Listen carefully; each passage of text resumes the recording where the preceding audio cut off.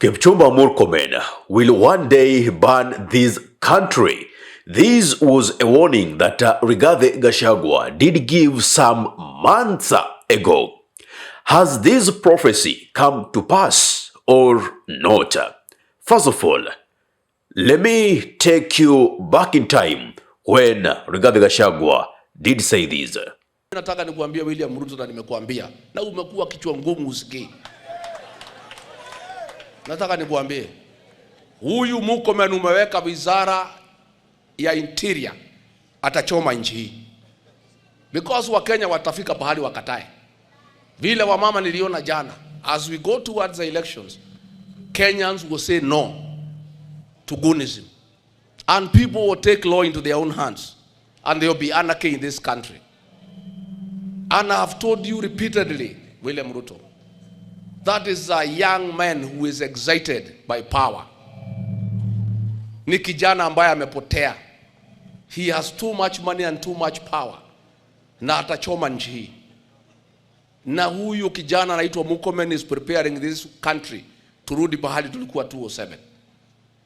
Where there is breakdown of law and order.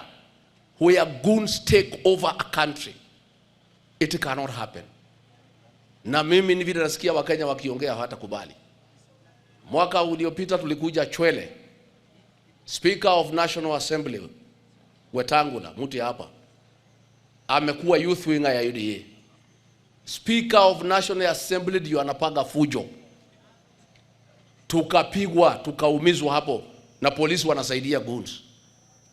Leo tunaenda hapo na wananchi wamesema watapambana na hao goons. Kwa sababu sasa kama serikali imeabandon wananchi, Speaker of the National Assembly has become a youth winger. Instead of making good laws for this country, he is organizing goonism na kukataza watu kutembea Kenya. How can it be? Wewe pia Wetangula, we are putting you notice. Yes. Next year utakanyaga kwa bao. Tell our senior police officers, we know 98% of you are opposed to goonism. 98% are complaining that Kipchumba Murkomen is too much. That you can no longer tell the difference between police and goons. Goons are using police vehicles to attack Kenyans. I want to put police officers on notice. We are now keeping a record for all acts of excessive police action. Wale commanders wanakubalia goons waumiza wa Kenya. We are keeping a record of your name, your service number, and what happened. Next year, in October, you will face the law. Jana, huyu governor wa Kakamega Baraza amepaga goons pale Matungu Harambe. Wameangaisha wananchi for more than 1 hour. Alafu wa mama wamepiga hiyo goons. Na mama ya huko ni kali sana huko Kakamega. Mimi sijaona wa mama ya aina hiyo. Wa mama ya huko ndio walinyorosha hiyo watu. Na police wamekaa kando. The police commander in charge of hapo Mumias hapo. We are putting you on notice. Next year, you shall answer why. Ulikubalia goons kuangaisha wananchi na wewe umepewa mamlaka to protect life and property. So let police officers know Kipchumba Murkomen will be nowhere to protect you. William Ruto will either be in jail or in Sogoi. They will not be there to protect you. And we want to ask Kenyans across the country to keep a record of all these acts of police officers ambaye wanafanya ya kuangaisha raia. Fast forwarding, all these issues started during the demonstrations, whereby you could see civilians having the jembe pins, the rungus, walking side by side with policemen harassing the common mwananchi. Policemen did witness while these gangs were attacking shops, breaking into them, stealing alongside policemen. So, these even escalated, whereby if the regime didn't perceive you as that person who is on their side, you wouldn't hold a peaceful rally, nor would you even attend a church service. We saw tear gas canisters being lobbed in churches. We saw goons being used to come and disrupt the activities of the opposition. And this thing that Gachagua said, it will reach a point whereby the policemen will have a difficult time between knowing who is a policeman and who is a goon, who is breaking the law. These manifested on June 25th, 2026, during the demonstrations to commemorate those who lost their lives in the June 25th protests of 2024. There was a clip of an altercation between police and police, because the other policemen were dressed in a manner that you would think they were also goons. So, it was kind of difficult to establish who is who. We saw the other day when Vihiga Senator Godfrey Osotsi was attacked in Kisumu.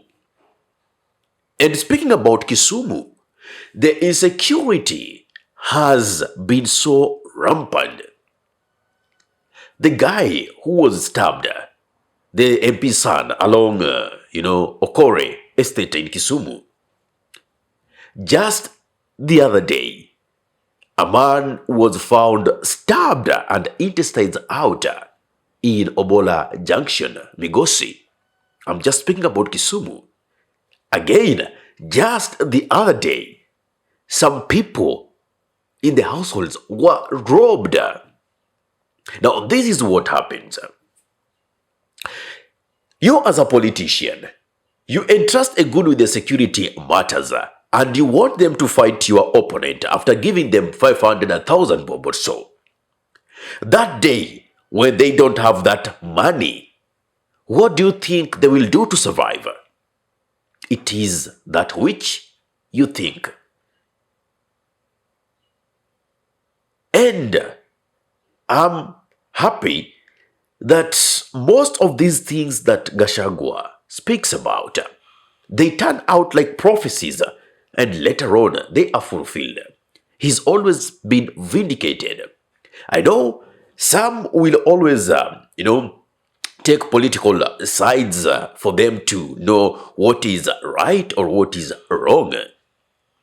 For this instant, try put your lenses aside and do what you call logical reasoning.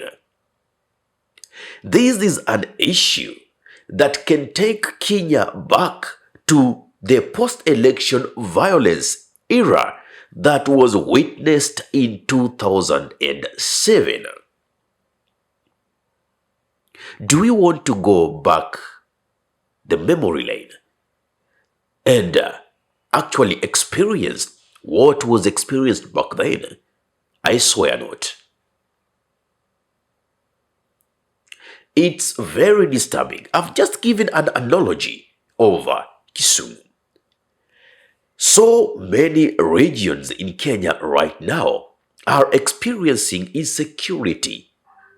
And those who are actually doing this are not far from those whom you politicians take to heckle or to disrupt activities of those who are not pro your ideologies. And I'm happy. Just the other day when Professor Tom Ojienda, Kisumu Senator, was also trying to bring into light of the insecurity within Kisumu, one of the comments in the comment section did remind him, Mheshimiwa, It is you who walk side by side with these people. Look at them, trail them, and you'll know exactly what they do for a living. It is you who has put these people on your payroll. How then do you get the moral authority to complain about insecurity, whereas you're the first person who is actually propelling it? We should be very vigilant. And whatever Gachagua has spoken is very true. It is passing. It is happening. And the moment the common mwananchi will take law into their hands, will you complain? Whom are you going to blame? You know, it took the initiative of Linda Mwananchi supporters to handle security in Kisumu during their tour back then, because the kind of mobilization of goods that was done to come and harm people. Early in the morning, people did lose their phones. You know, some people were harmed that morning. It is when the people decided enough is enough. We are protecting ourselves. Because the police have clearly shown that they are unable to protect your life and your property, where the interest of an oppressive regime overrides yours as the common mwananchi. What's your take? Give me your thought. Ahmed Khalif is my name for the Unscripted Talks here in Dub Radio. If you love content of this nature and you're watching from my YouTube channel, kindly subscribe and press the notification button, so anytime that we are live or we upload content of this nature, you'll be the very first person to be notified. Assalamu alaikum warahmatullahi wabarakatuhu. Kwa timba kali za Afrika, Dub Radio ndio mpango mzima.